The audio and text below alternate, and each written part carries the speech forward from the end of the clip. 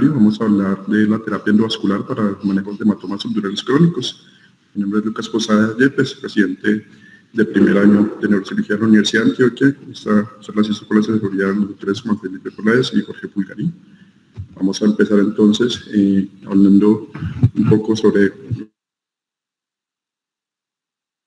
que es el subdural crónico, algo de la epidemiología para resaltar la importancia de esta patología en el ámbito neuroquirúrgico, la fisiopatología para entender cómo se produce y cómo el manejo endovascular puede jugar un papel importante en parar este desarrollo fisiopatológico del hematoma subdural. Además, vamos a ver someramente lo que se realiza en este momento como manejo conservador y quirúrgico, y luego entramos ya de plano a ver el manejo endovascular, una descripción del procedimiento y una revisión de la literatura y ejemplos para ver complicaciones, eficacia y aplicabilidad de este método y un poco hablar lo que se viene a futuro en esta terapia. Entonces, para empezar, decimos que el hematoma subdural se genera una ruptura en las venas intercraneales que causa una hemorragia entre la dura madre y la aracnoides en este espacio subdural. El término de subdural crónico se refiere a un inicio clínico 3 semanas después del supuesto evento causante, aunque muchas veces este evento pues, no se puede determinar con exactitud. Los hematomas subdurales crónicos ocurren asociados a varias condiciones predisponentes, la principal de ellas pues, el traumatismo craneoencefálico cerrado, también la atrofia cerebral, la hipertensión arterial, la aterosclerosis, el consumo de alcohol, la diabetes y los medicamentos anticoagulantes y antiagregantes pueden predisponernos a sufrir esta patología.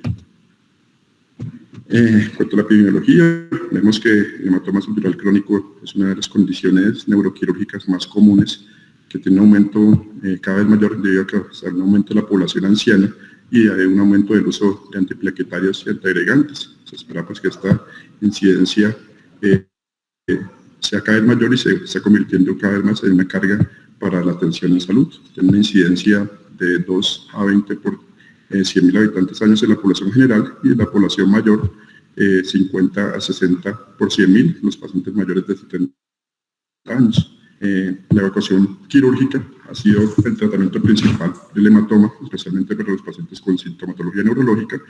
La técnica quirúrgica usualmente es por medio de un drenaje, por un trépano, y aunque el tratamiento suele ser sencillo y con buenos resultados clínicos iniciales, tiene un alto riesgo de falla terapéutica por recidivas y también pues, complicaciones asociadas que incluso llevan a la mortalidad de los pacientes en su seguimiento.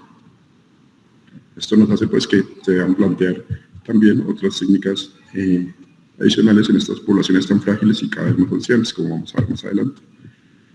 Aquí este es un estudio de los japoneses. En este estudio, con más de 60.000 casos, ellos evaluaron básicamente el cambio de la distribución por años en la población. Vemos aquí las distintas décadas, de izquierda a derecha está la década de los 70, 80, 90 y finalmente el último estudio entre el 2010 y el 2013. Como vemos, hay un desplazamiento de la media de edad poblacional que sufren hematomas desde los 40 a 60 años en la década de los 70 hasta prácticamente 70, 90 años en la actualidad.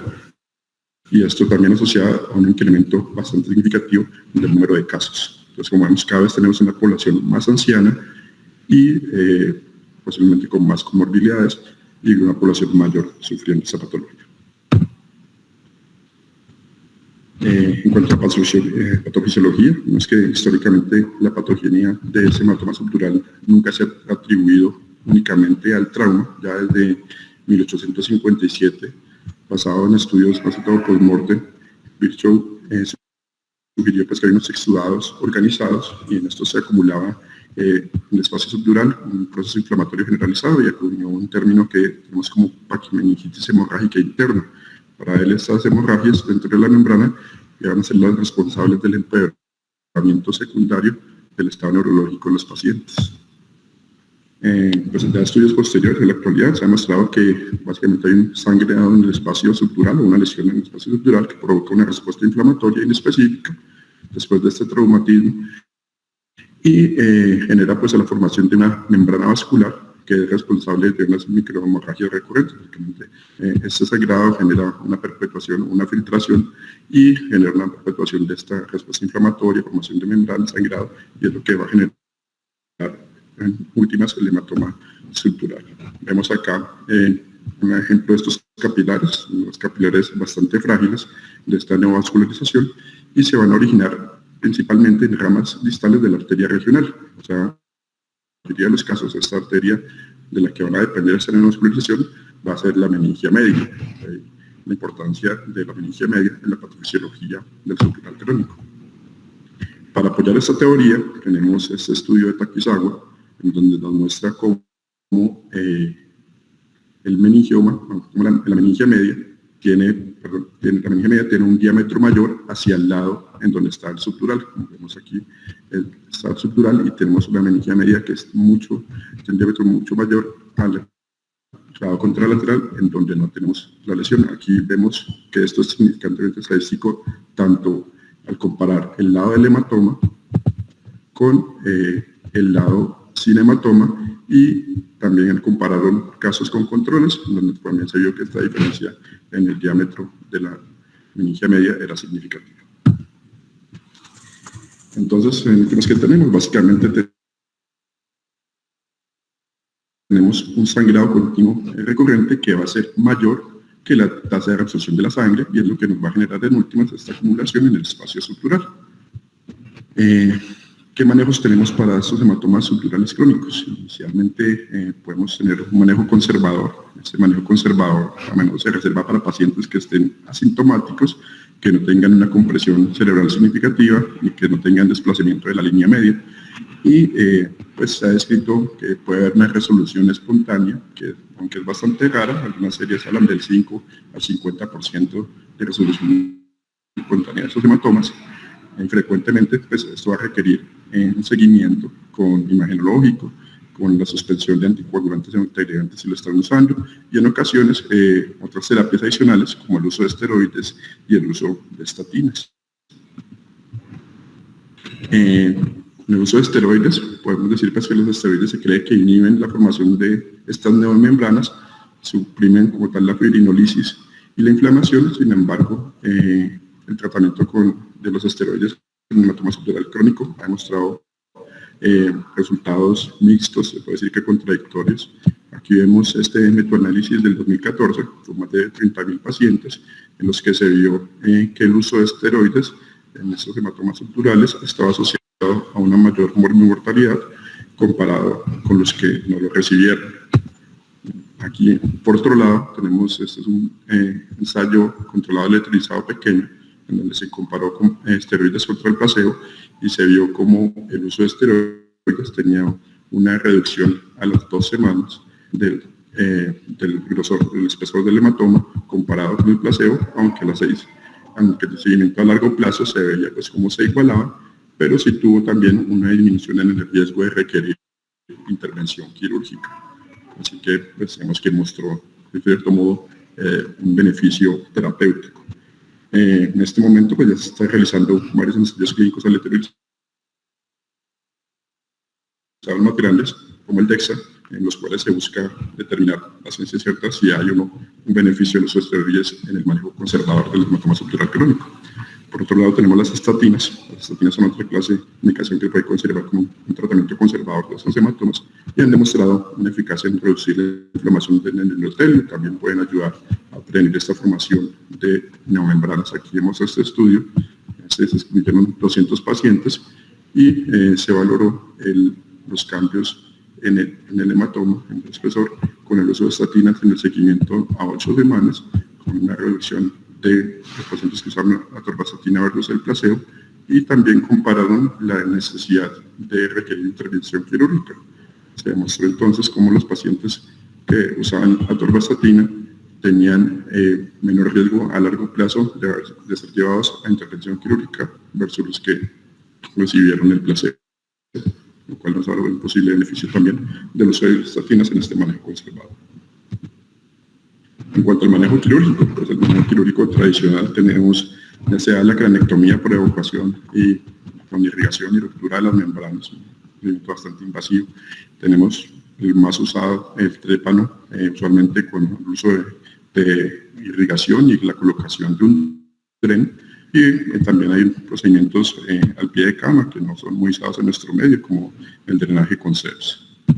De estos métodos podemos decir pues, que son métodos todos invasivos que requieren que se suspendan los anticoagulantes y los integrantes plaquetarios que van a requerir una recuperación en UCI y el paciente acostado en la cama plana en su prosquirúrgico inmediato. Usualmente recordemos que estos pacientes cada vez son más ancianos y con más comorbilidades, así que estas limitantes pueden ser causales de complicaciones en este tipo de pacientes. Aquí vemos después qué desventajas tenemos entonces de ese manejo tradicional. Vemos que las intervenciones quirúrgicas, como dijimos, suelen ser exitosas, ya en un resultado clínico se ha descrito que puede haber una mortalidad de los pacientes en el seguimiento interhospitalario de hasta el 15% y en el seguimiento a un año de hasta el 30%, ya sea por causas secundarias a este procedimiento quirúrgico. También vemos altas tasas de recurrencias hasta el 28% y complicaciones hasta el 9%. Sabemos que, como ya mencionamos, es una población cada vez mayor con más comorbilidades, muchos con uso de anticoagulantes y antiagregantes por patologías cardiovasculares, lo que aumenta más el riesgo operatorio y dado este riesgo sustancial de recurrencia entre las técnicas quirúrgicas se justifica buscar modalidades de tratamiento alternativas, ya sea como forma aislada o combinación con la terapia quirúrgica para buscar un mejor desenlace en estos pacientes. Entonces aquí es cuando entra la terapia endovascular. Digamos que hay una oportunidad, como dijimos, en la patofisiología. Sabemos que va a haber una hemorragia recurrente con este fluido exudatorio inflamatorio de una membrana vascular. Una membrana vascular que va a depender principalmente de la meningia media. Entonces lo que se busca es esta devascularización de la meningia. Lo que se busca es reducir o eliminar las microhemorragias, romper este ciclo de hemorragia e inflamación y permitir la reabsorción fisiológica de la colección subdural. Entonces tenemos que la embolización, lo que vamos a buscar va a ser acelerar este proceso de resolución del hematoma, reducir las reintervenciones y eliminar la necesidad de uso de anticoagulantes y de parar el uso de anticoagulantes integrantes, así como en últimas mejorar la calidad de vida de nuestros pacientes. Básicamente, como vimos antes, es simplemente invertir esta relación. Vamos a disminuir el sangrado continuo recurrente, es mayor entonces la tasa de reabsorción y esto favorece la reabsorción y la resolución del hematoma.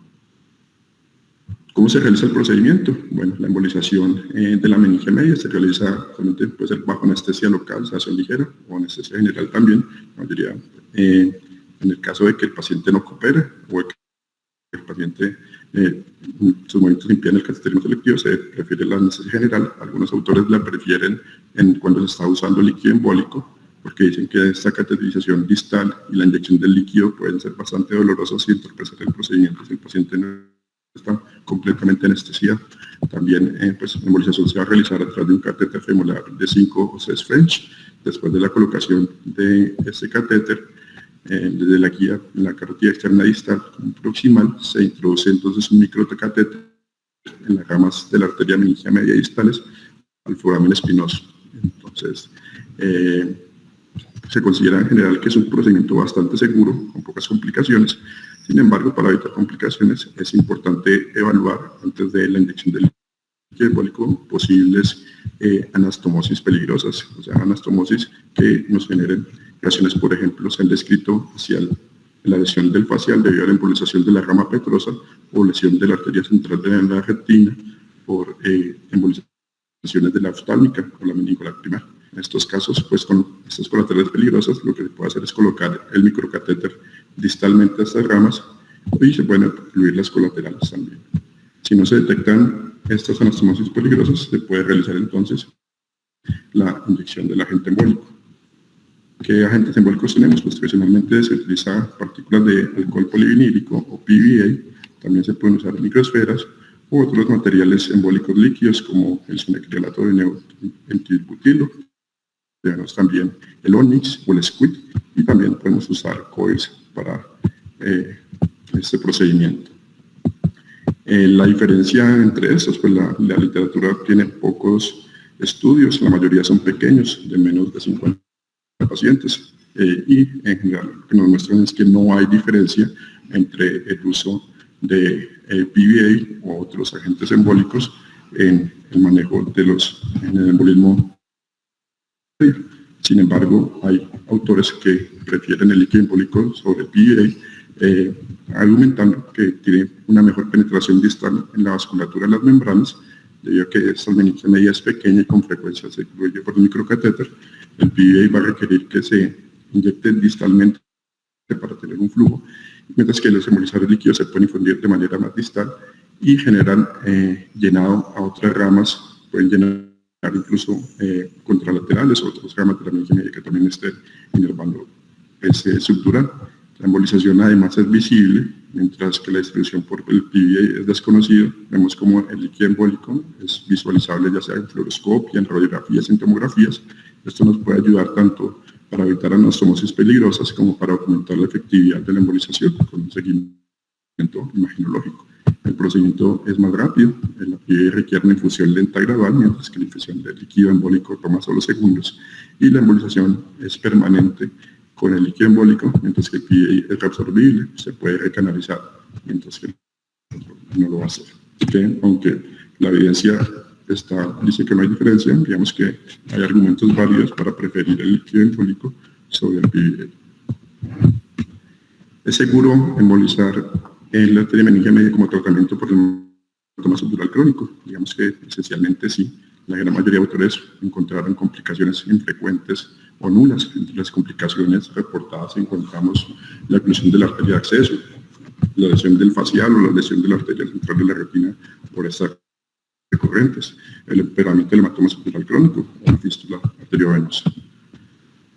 Aquí vemos en esta revisión de la literatura con una serie de casos y con unos metaanálisis, vemos cómo CAN evaluó una serie de 154 embolizaciones, se encontraron solo 5 complicaciones, una parálisis facial, una ruptura aneurismática, una convulsión, y 2 empeoraron el subdural, lo cual los llevó finalmente a la muerte. En la revisión de Martínez, con 174 pacientes encontraron las complicaciones del 6%, y Yuma encontró 1.2 en una revisión más grande que hay de 177 pacientes. La última de Joyce tiene la particularidad de que los dividieron por grupos etarios y hablaron de estos pacientes ancianos. En el grupo de los 60 años, de los 65 a los 79 años, encontraron un 2.3% de complicaciones con una convulsión y un infarto, y en el grupo de los mayores de 80 años encontraron 1.6% de complicaciones con un paciente que presentó una afasia temporal. Aquí vemos un ejemplo de una recurrente que iba hacia la retina y lo que hicieron para resolver ese problema. Además, vemos que distalmente había este zigzag que impedía el paso adecuado del catéter. Lo que hicieron fue colocar un balón y inyectar de manera proximal hacia las ramas de la meningia, para evitar así que hubiera este reflujo y que generara eventualmente un daño en la retina. En cuanto a la embolización y el uso de anticoagulantes, pues como ya mencionamos, muchos de nuestros pacientes con hematomas subdurales están bajo anticoagulación o antiagregación, mientras que el manejo quirúrgico con trepano va a requerir una interrupción de la anticoagulación. La embolización por la meningia media se puede llevar a cabo aunque los pacientes estén usando estos medicamentos sin necesidad de suspenderlos. Esto pues, se puede ver como una característica de seguridad adicional de este procedimiento sobre el manejo abierto. Aquí tenemos este caso es un paciente de 65 años.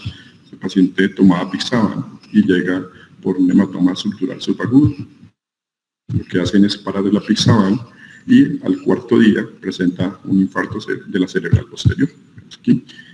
Lo que hicieron entonces fue llevarlo a terapia endovascular para una trombectomía transradial. Aquí vemos la imagen pre y post recanalización de la ACP.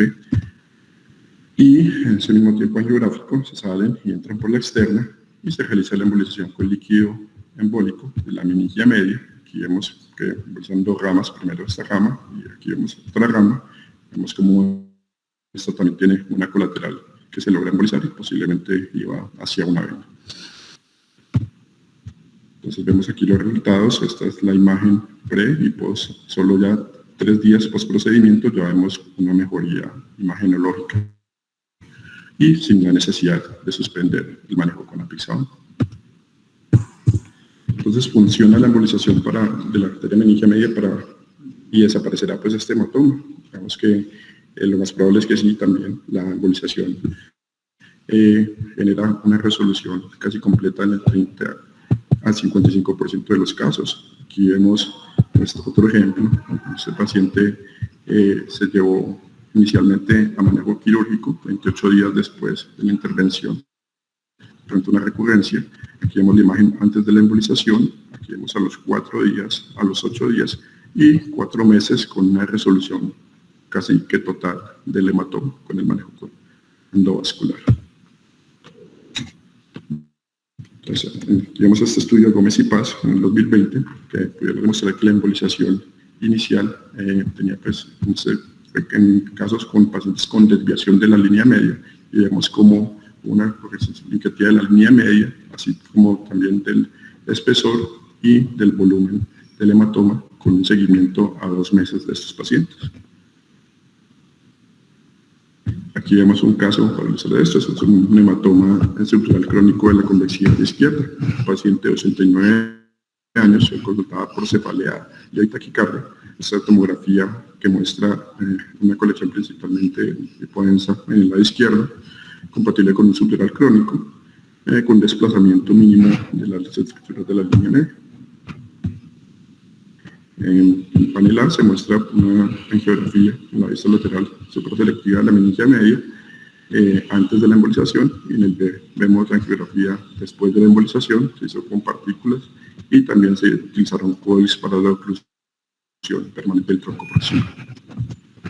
Aquí vemos la evolución tomográfica antes de la intervención, el seguimiento al mes y a los 3 meses con una resolución prácticamente total del hematoma. Bueno, pero entonces ya vimos casos de recurrencia o casos no muy sintomáticos o casos crónicos asintomáticos, pero ¿qué pasa en los pacientes más sintomáticos? Aquí tenemos un ejemplo. Este es un paciente de 42 años que había sufrido un trauma craneoencefálico y sufría dolores de cabeza y náuseas. En la tomografía lo que mostró fue un hematoma bilateral que creció, que resangró. Con esto se le planteó al paciente el manejo quirúrgico. El paciente lo rechaza y se decide entonces hacer manejo endovascular, el cual el paciente acepta. Aquí vemos esta es la tomografía inicial. Eso fue 30 días después del trauma y un mes antes de la embolización. Aquí vemos 30 días después, un día antes de la embolización, como el hematoma había aumentado de tamaño de manera bilateral, y se ve pues que hay un resangrado. Aquí es cuando se decide hacer terapia endovascular ante la negativa del paciente de ser llevado a intervención quirúrgica, aunque estaba sintomático y tenía criterios de intervención. Se realiza el procedimiento. Aquí vemos esta imagen radiográfica con muestra pues este yeso radio opaco de la embolización de ambas arterias meningias. Y aquí vemos un TAC en el seguimiento. Este es un TAC postoperatorio, postintervención inmediato. Realmente querían ver que no hubieran complicaciones asociadas. Aquí vemos una semana después, vemos cómo el hematoma izquierdo está ligeramente más grande, mientras que el derecho ya se ve más pequeño. En el seguimiento posterior, aquí al mes, vemos como ambos hematomas ya se ven más pequeños, y este es un TAC final a los 6 meses, donde ya se demuestra una resolución casi completa de ambos subdurales. La literatura del doctor C. Porchijara, en ellos tuvieron 45 casos en la revisión y encontraron recurrencia en 5 de estos casos. De esos casos, uno era de ellos, y hicieron pues un estudio buscando cuál podría ser la causa de esta recurrencia. El paciente pues había tenido una recurrencia tardía, fue llevado a cranectomía y capsulectomía.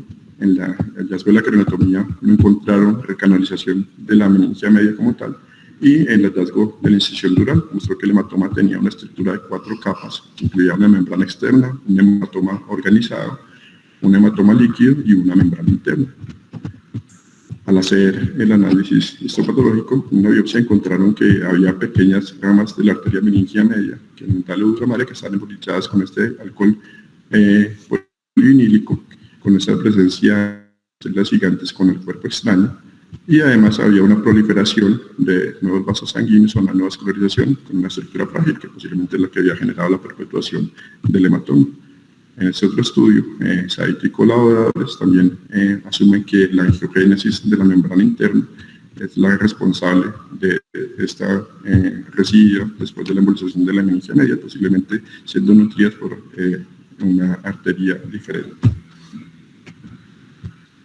En cuanto a la recurrencia de la cirugía versus la embolización, vemos que la mayoría de estudios reportaron muy poca recurrencia o nula.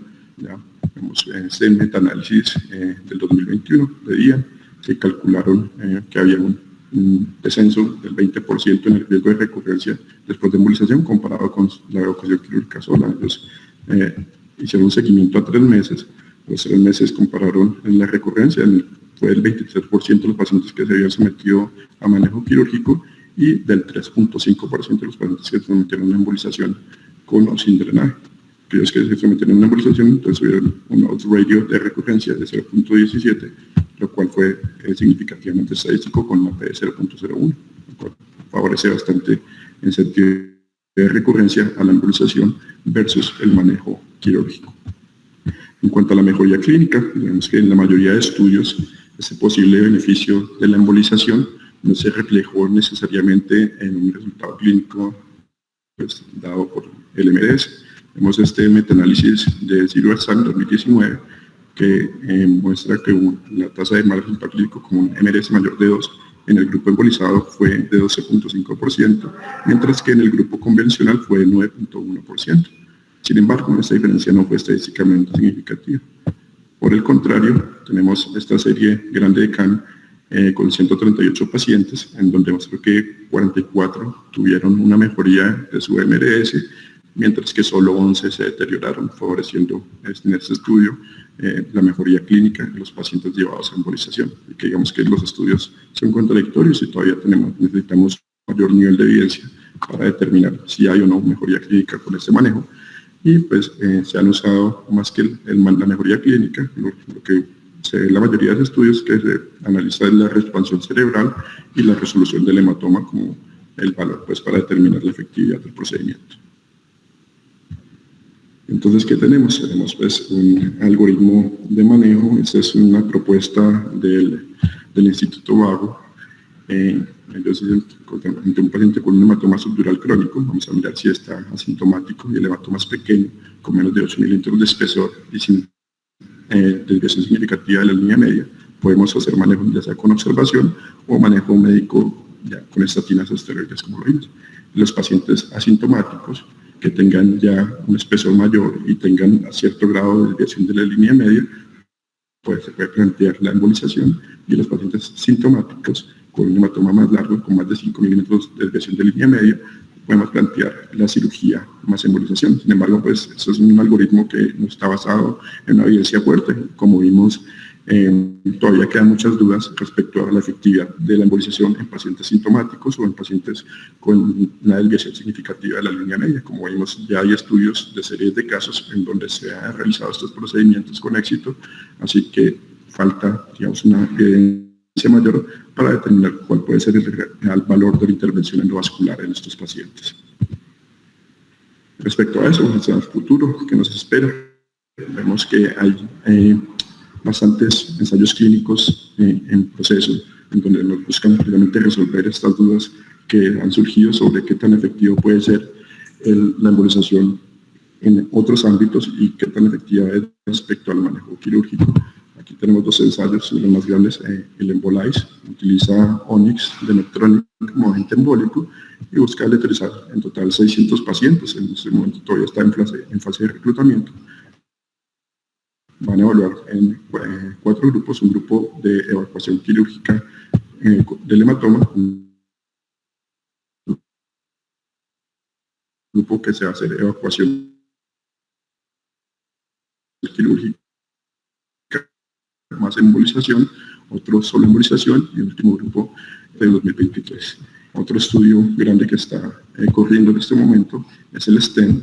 El STEM evalúa la embolización de la meningia media con SQUID y lo comparan con la evacuación del hematoma por trépano y el tratamiento médico conservador.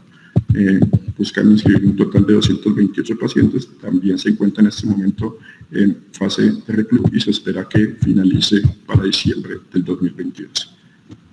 Digamos que estos estudios son prometedores y pues nos van a dar ya una evidencia de nivel 1 sobre el manejo de la terapia endovascular en estructurales crónicos. Así que sería interesante hacer esta revisión más adelante nuevamente para ver realmente con estos nuevos estudios qué es lo que se viene y qué papel podría jugar la embolización en estos pacientes. Entonces, como conclusiones, les digo que la embolización de la arteria meningia media se puede utilizar como un tratamiento eficaz y ya de hecho se usa en los pacientes con subdurales recurrentes después de una evacuación quirúrgica. La embolización, como vimos, lo que hace es alterar este microambiente que perpetúa el hematoma y va a generar entonces una reabsorción gradual hasta que tenga una resolución casi que completa en la mayoría de casos.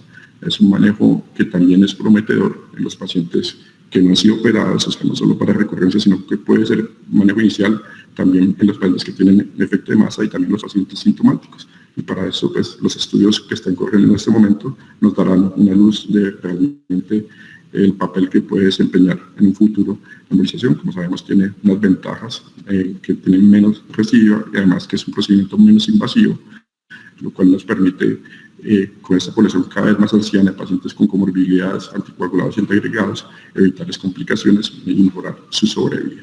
Así que digamos que es un procedimiento bastante prometedor y que estamos prontos a saber un poco más de él.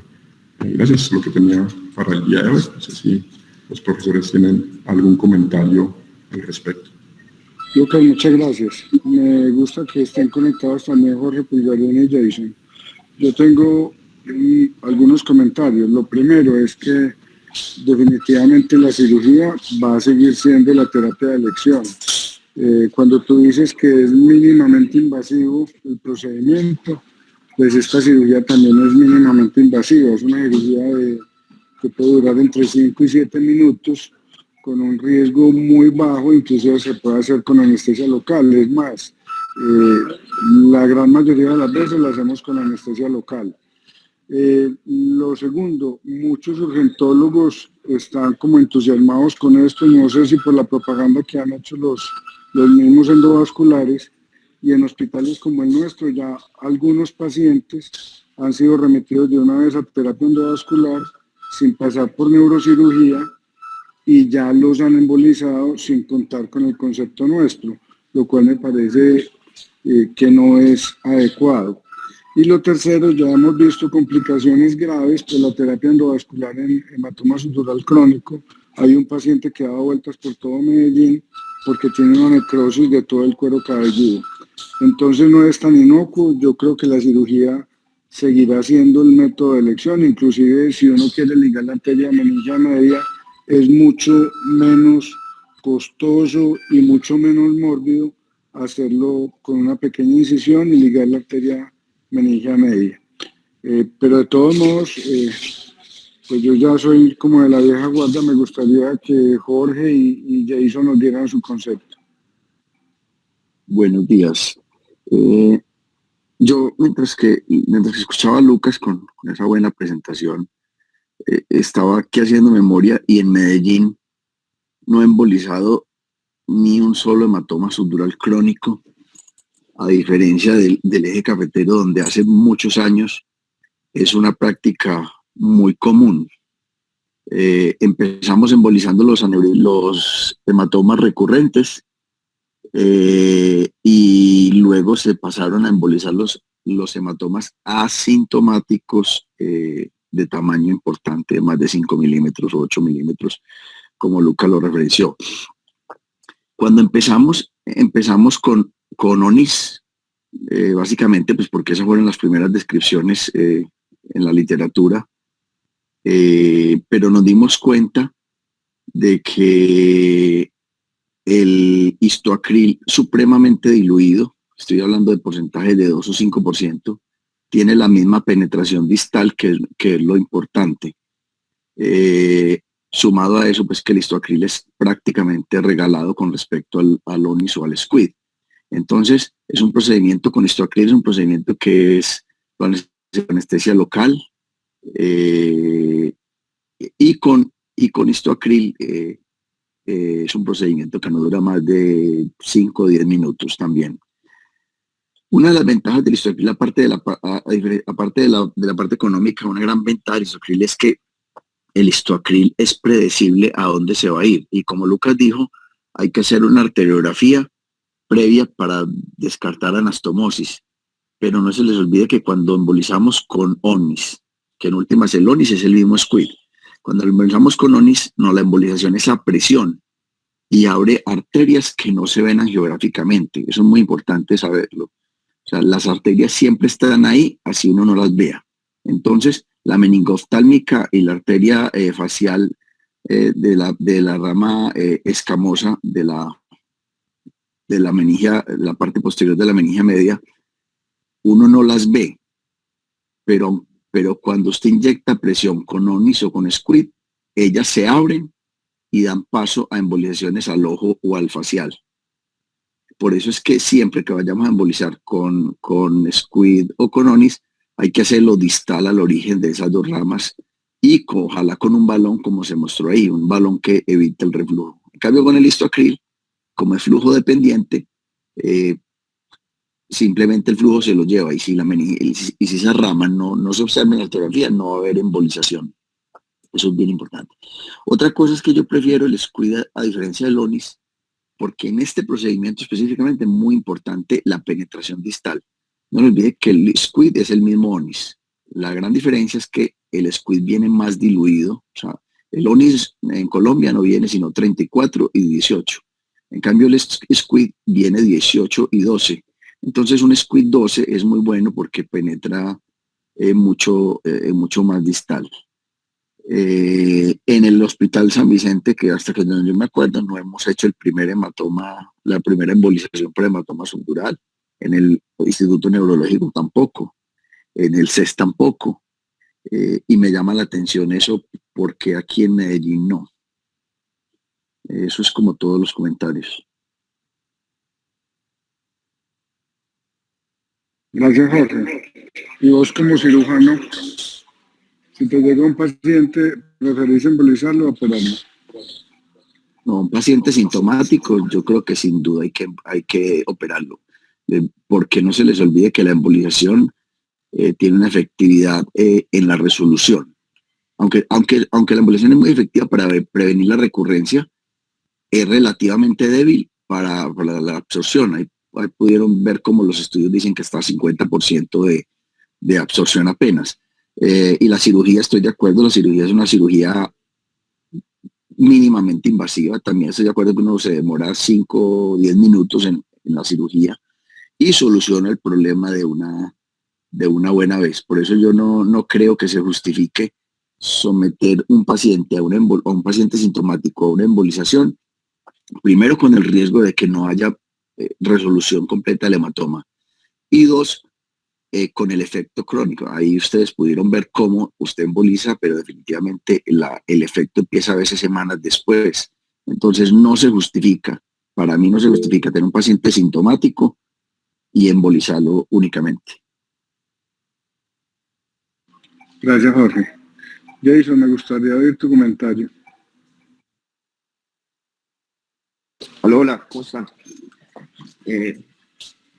Es importante entender que el verdadero papel actual de la embolización en los pacientes con subdural crónico es en los pacientes con reintervención. Yo hasta ahora solamente he hecho un paciente que hemos operado como en 5 ocasiones por 5 cirujanos diferentes con varias técnicas diferentes con un hematoma recurrente. Y a pesar de eso, el paciente como cada 15 días volvía a presentar síntomas de inestabilidad en la marcha por hemiparesia y o cefalea. Entonces ese fue como el criterio de, a pesar de tantas intervenciones y que no se podía corregir el hematoma, se decidió hacer manejo endovascular del mismo.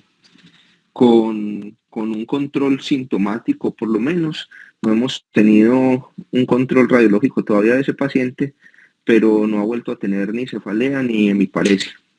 Entonces yo pienso que es importante en nuestro contexto, en nuestro medio, donde realmente la cirugía es una cirugía que es sencilla relativamente, hay que hablar todo esto relativamente, es sencilla, es corta, con bajo riesgo.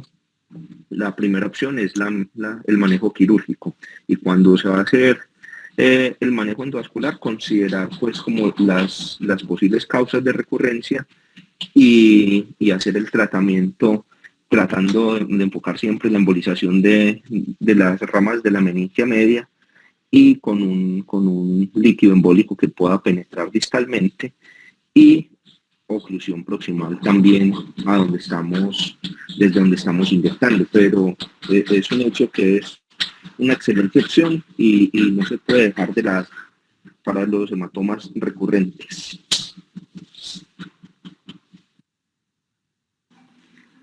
Gracias, Jason. Lucas, una excelente charla. Doctor Oscar, adelante. Oscar Zorro. Adelante, feliz día. Doctor, buenos días. ¿Me escuchan? Buenos días. Muy bien. Bueno. No, pues yo pienso, bueno, eso es lo que hemos visto. Vienen otras terapias queriendo reemplazar muy buenas técnicas quirúrgicas. Yo pienso que, por ejemplo, a nosotros en cirugía de epilepsia, ahorita los pacientes quieren métodos de radiocirugía, métodos de láser terapia, a pesar que, por ejemplo, la evidencia muestra que el mejor control de crisis sigue siendo en el lóbulo temporal la técnica quirúrgica, la lobectomía. Pero hay factores que están impulsando el láser, otras técnicas, y uno dice, pero hombre, si tenemos un control de crisis, un 60, 70% con la microcirugía, ¿por qué irnos a un 50% con láser? Pero eso pasa. Y lo mismo los subdurales crónicos. O sea, yo creo que el hematoma subdural es una técnica quirúrgicamente mínimamente invasiva, como decía los doctores, es una técnica que se puede operar el paciente despierto, es una técnica rápida, y comparativamente creo que la recurrencia y la tasa de complicación es inferior a la embolización y es más efectiva. Pero hay una tendencia, pues aquí en Bogotá también no sé, a transformar esos subdurales con técnicas de embolización, siendo la técnica quirúrgica muy buena y lleva muchos años. Y la otra cosa es desde el punto de vista de costos. Yo creo que un hematoma subdural crónico quirúrgico es una cirugía para el sistema de bajo costo. Si le sumamos embolización y si le sumamos después cirugía, aumentamos esos costos. Y por último, como para terminar el comentario, cuando tengo pacientes que recurren, he tenido 2, 3 pacientes en mi carrera como neurocirujano que hemos detectado fístulas de líquido cefalorraquídeo, ¿sí? Que es la causa del por qué los pacientes vuelven y rearman el hematoma subdural, y los tratamos con parches hemáticos cuando se localiza la fístula. Son casos muy, muy extraños, pero están descritos y los he tenido. Muchas gracias. Gracias, doctor Soros. Ahora que usted habla de hematomas que recurren, hemos tenido pacientes que hemos operado 7 veces, y la última técnica que he aplicado, que me ha funcionado, es quitar todo el cráneo para que no haya espacio muerto entre el hueso y el hematoma. y ha funcionado bastante bien. O sea, una hemicraniectomía con unos resultados muy buenos en los 2 pacientes que he tenido que hacer.